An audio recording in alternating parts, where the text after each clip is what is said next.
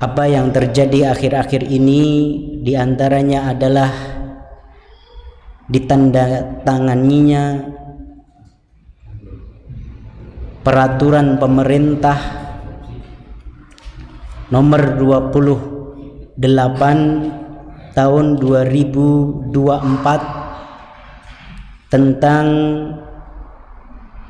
pelayanan kesehatan,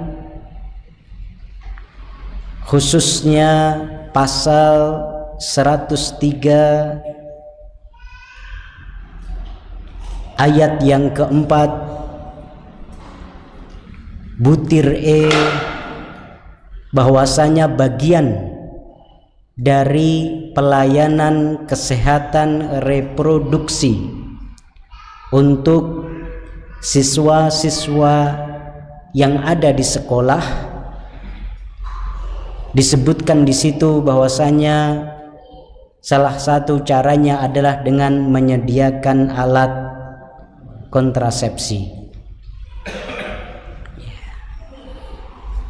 Ini ikhwah fillah arsyadakumullah tentu bertentangan dengan nilai-nilai pendidikan Islam. Karena pembagian atau penyediaan alat kontrasepsi khususnya kondom untuk anak-anak sekolah, untuk remaja-remaja, tentu bukan cara yang tepat untuk menanggulangi permasalahan seksual yang ada. Ini justru berkiblat kepada pendidikan seksual ala barat. Kalau di Amerika memang betul, di sekolah-sekolah di beberapa negara bagian di Amerika disediakan ATM kondom gratis. Begitu juga di Eropa dan juga beberapa negara yang katanya adalah negara maju, tetapi pada hakikatnya mundur dari sisi peradaban. Peradaban sesuai dengan makna yang sebenarnya, yaitu manusia yang beradab. Ini ikhwah fillah arsyadakumullah, apa yang dilakukan itu justru merupakan bentuk legalisasi atau normalisasi perilaku atau hubungan seksual di luar nikah. Karena jelas anak-anak sekolah, ya usia remaja, bahkan secara undang-undang pun belum waktunya untuk menikah. Tetapi kemudian justru malah dalam rangka untuk menanggulangi berbagai permasalahan-permasalahan kesehatan reproduksi yang ada, telah ditandatangani peraturan pemerintah atau PP yang di situ jelas dalam pasal 103 ayat yang keempat butir E tersebut jelas menyediakan alat kontrasepsi. Ini ikhwah fillah arsyadakumullah sesuatu yang perlu kita kritisi.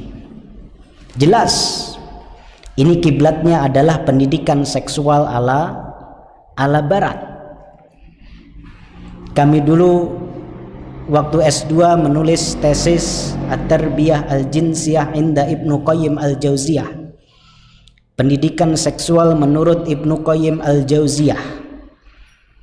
Di bab-bab pertama, sebelum kita mengetengahkan membahas tentang pendidikan seksual ala Islam khususnya menurut Ibnu Qayyim Al-Jauziyah, kita terlebih dahulu mengkritisi pendidikan seksual ala barat. Bagaimana cara mereka mengatasi masalah seksual yang ada, mengatasi banyaknya pengidap HIV, AIDS, yang semakin lama semakin banyak dan sulit tertanggulangi. Caranya bukan mencegah seks bebas, tetapi justru bagaimana melegalkan seks bebas itu dengan berbagai cara. Yang penting kemudian tidak terjadi penularan penyakit. Ini ikhwah fillah arsyadakumullah, tentu langkah mengobati sesuatu tetapi tidak pada tempatnya, tidak mendasar, karena akar permasalahannya bukan itu. Para pakar sendiri menjelaskan alat kontrasepsi seperti kondom misalnya tidak menjamin 100% aman. Ini ikhwah fillah arsyadakumullah. Memang betul permasalahan seks bebas di negeri kita semakin lama semakin parah. Kalau kita merujuk data-data resmi yang dirilis oleh pemerintah, misalnya pengidap HIV atau AIDS di Indonesia menurut data UNICEF tahun 2020 itu sudah mencapai 2,8 juta jiwa. Itu yang terdata. Kemudian juga dari Komnas Perempuan, dari BKKBN juga menyampaikan tahun 2021 angka pengajuan dispensasi menikah dini dalam usia sekolah, dalam usia masih remaja itu mencapai 50.000 lebih tahun 2021, setahun. Dan itu yang terdata, dan mayoritasnya kenapa anak-anak masih baru lulus SD, baru saja balik, ya, masih SMP, kok mengajukan pernikahan dini, minta dispensasi? Disebabkan karena apa? Hamil di luar nikah, mayoritasnya itu. Itu data dari Komnas Perempuan dan BKKBN. Ini tentu menjadi keprihatinan bersama, yang kemudian pemerintah berusaha menanggulanginya tetapi dengan cara yang salah. Bagaimana isba al-gharizah al-jinsiyah, memenuhi hasrat seksual remaja-remaja kita bukan dengan cara yang benar, tetapi dengan menurutinya, yang kemudian tidak menyelesaikan masalah. Karena permasalahan atau problem yang disebabkan oleh seks bebas itu bukan hanya hamil di luar nikah, bukan hanya menyebarnya penyakit AIDS, HIV, tetapi banyak masalah-masalah yang lain, berpengaruh kepada perilaku sehari-hari, berpengaruh kepada prestasi akademik. Itu kita belum berbicara tentang nilai-nilai agama. Berpengaruh juga nanti pada demografis bangsa kita, dan ini dialami oleh negara-negara barat. Ketika kemudian mereka bebas bahkan didukung melakukan free sex, yang terjadi apa? Yang maunya nge-seks aja, gak mau terikat dengan pernikahan. Kalau gak mau terikat dengan pernikahan, ya kemudian apa? Angka kelahiran akan menurun. Kalau angka kelahiran menurun, maka akan terjadi yang namanya krisis demografis, di mana pada waktu-waktu tertentu nanti angka produktif di negeri kita akan sangat rendah. Bagaimana usia lansia, jumlah lansia lebih banyak daripada pemudanya. Ini akan jadi masalah. Dan ini sudah dialami negara-negara maju. Ini kalau diterus-teruskan akan ujungnya ke sana. Belum lagi akan ada penyimpangan-penyimpangan yang lain. Ya. Karena yang namanya syahwat itu ketika dituruti bukan kemudian cukup, enggak, dia akan menuntut kemaksiatan atau penyimpangan-penyimpangan yang lain. Akan muncul al-inhirafat al-jinsiyah, penyimpangan-penyimpangan seksual yang lain. Ketika misalnya berhubungan dengan, mohon maaf, lawan jenis sudah bosan, nanti akan mencari sensasi baru berhubungan dengan sesama jenis, al-lutiyah, ya, baik lesbi atau homo. Nanti kalau sudah bosan dengan sesama manusia yang usianya tidak terlalu jauh, nanti akan cari sensasi baru dengan berhubungan dengan anak kecil, pedofil, atau bahasa Arabnya al-ghilmaniyah. Begitulah syahwat kalau diteruskan. Nanti kalau sudah bosan berhubungan dengan manusia hidup,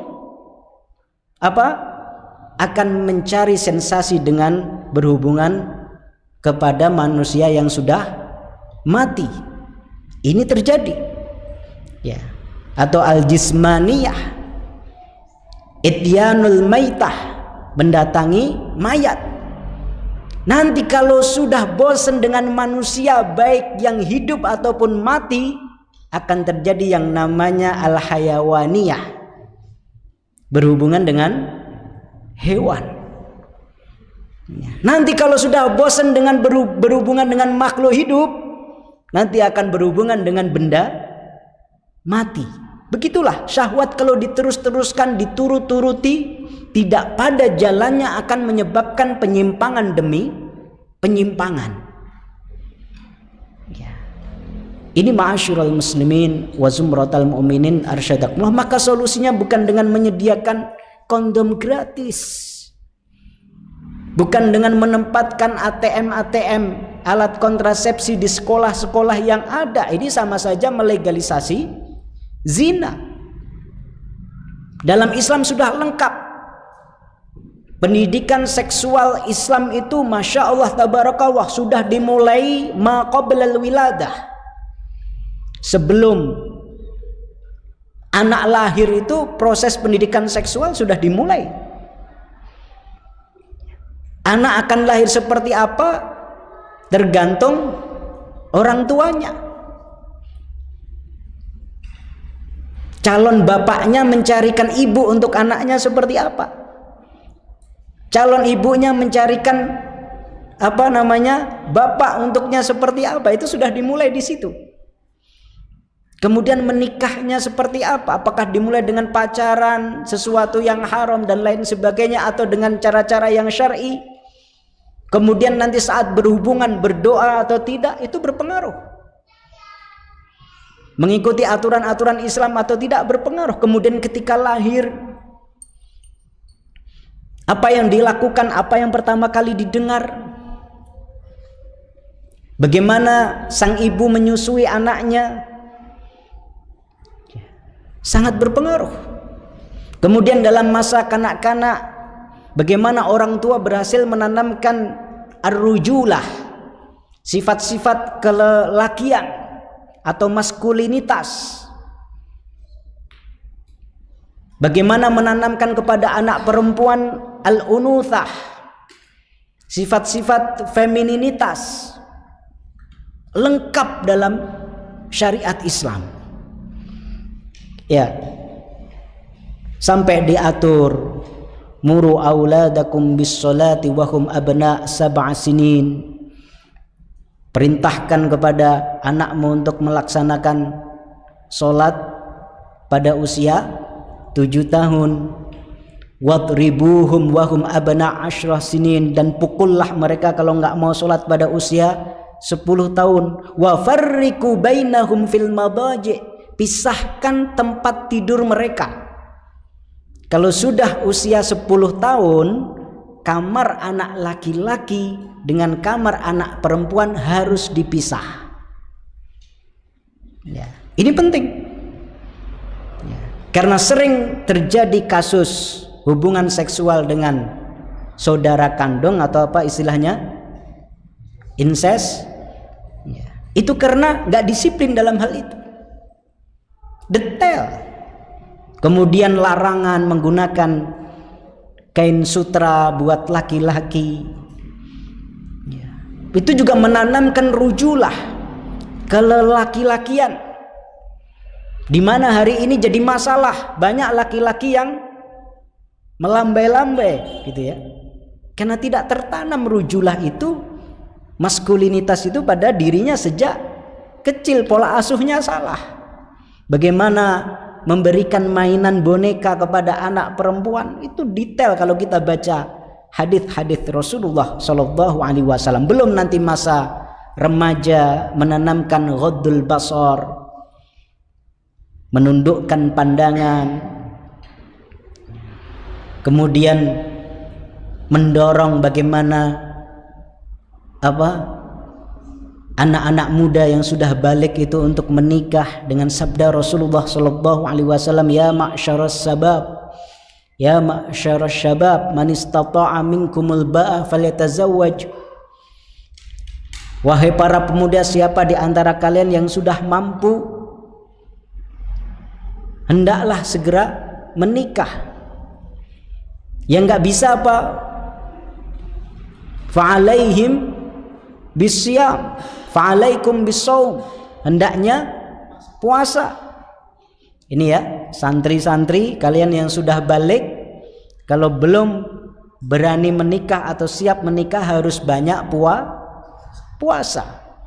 Fa innahu lahu wija, di situ ada obat ya untuk mengatasi hasrat seksual. Bukan kemudian dibebaskan untuk melampiaskan hasrat itu, bahkan kemudian disediakan kondom gratis.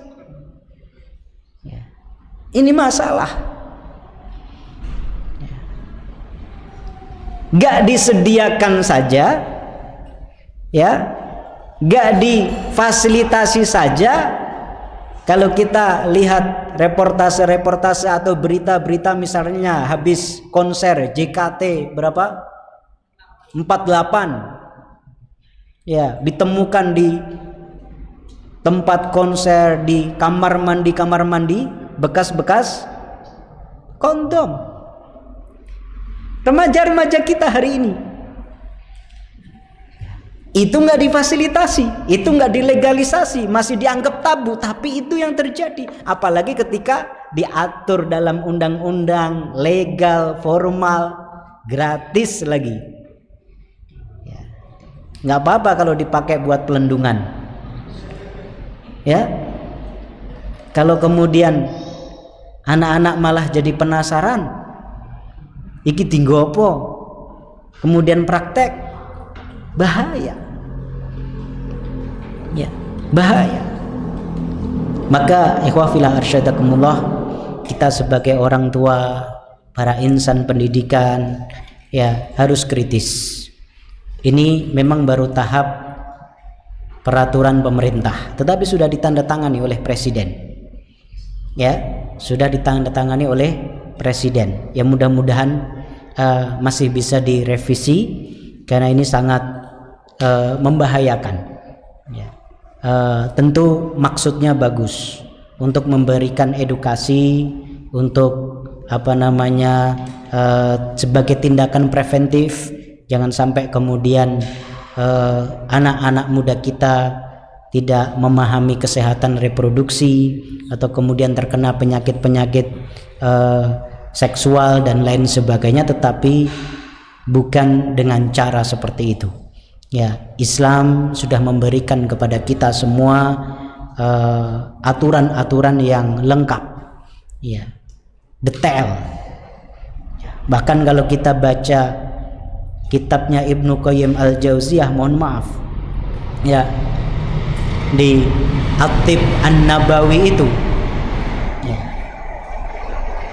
berbagai style dalam berhubungan suami istri dijelasin sama Ibnu Qayyim Al-Jauziyah. Mau pengen anak laki-laki gayanya seperti apa, mau pengen anak perempuan gayanya seperti apa, dijelasin. Itu dibahas oleh para ulama. Sayangnya kita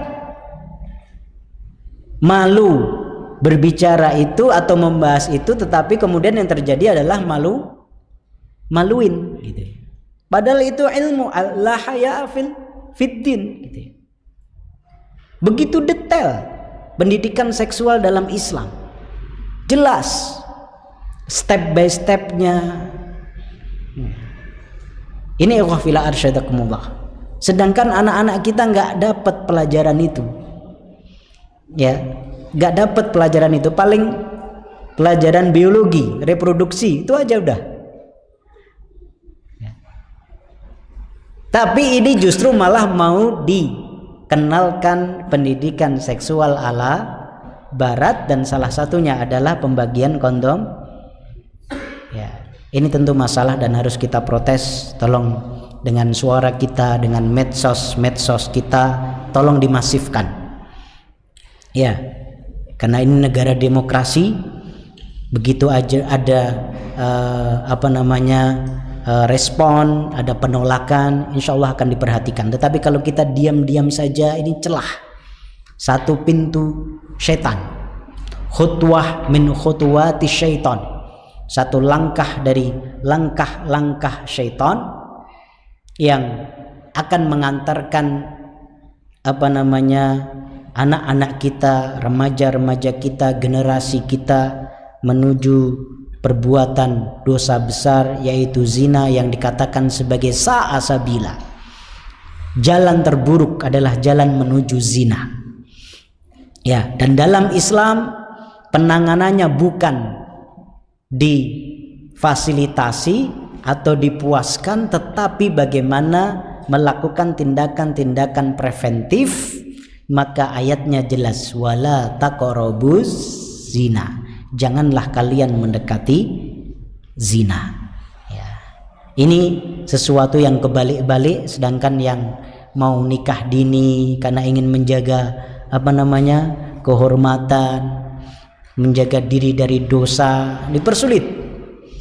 Ya, dipersulit. Tapi sebaliknya, justru yang mau melakukan sesuatu yang haram, jelas madharatnya, betapa besar bahayanya, tetapi justru malah akan difasilitasi. Wal'iyadzubillah, mudah-mudahan ini menjadi perhatian kita bersama.